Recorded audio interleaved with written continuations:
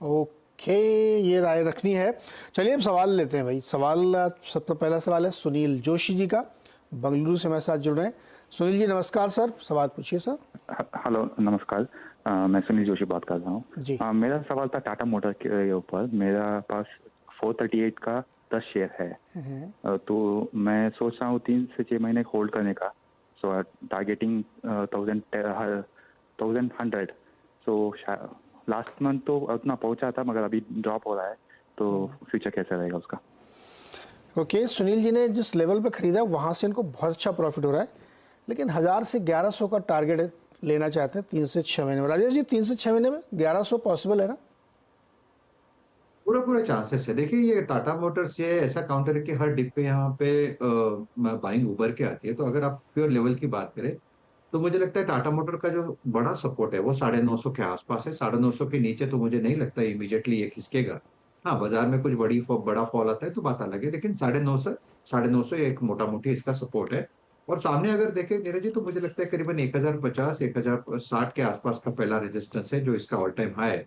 एक बार मुझे लगता है वो लेवल निकल जाए, फिर मुझे लगता है 1150 के पार चला जाएगा। तो टाटा मोटर ये हमारे बाय साइड का ही ट्रेड रहेगा। और यही हम हमारे क्लाइंट्स को भी सजेस्ट करते हैं कि ये यहाँ पे शॉर्ट बिल्कुल ना करे, अगर टिप मिले तो यहाँ पे ऐड।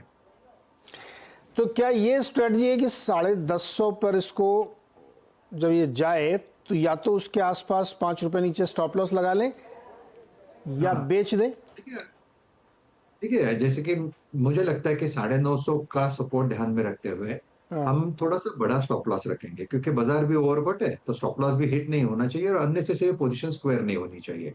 तो मेरे हिसाब से अगर ये 925 930 के ट्रेजेक्टरी में स्टॉप लॉस रखे तो थोड़ा बेहतर ट्रेड होगा। और मुझे लगता है कि अगर डिप भी मिलता है 950 के आसपास सेटल होता है तो बाइंग अपॉर्चुनिटी होगी। नहीं, मेरा सवाल ये है, सुनील जी चाहते हैं कि 3 से 6 महीने ही रुकेंगे ये, और वहाँ पे इनको, इनका मन है कि 1100 में पहुँच जाए।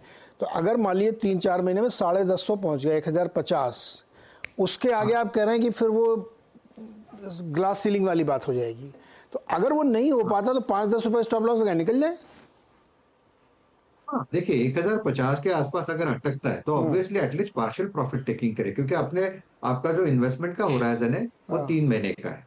तो मुझे लगता है 1050 के आसपास अटकेगा तो आप एक में से एक बार के लिए निकल सकते हैं। और नीरज जी, थोड़ा जी। सा आवाज मुझे आपका कट रहा है, थोड़ा सा ओके, मैं ठीक कराता हूँ उसको।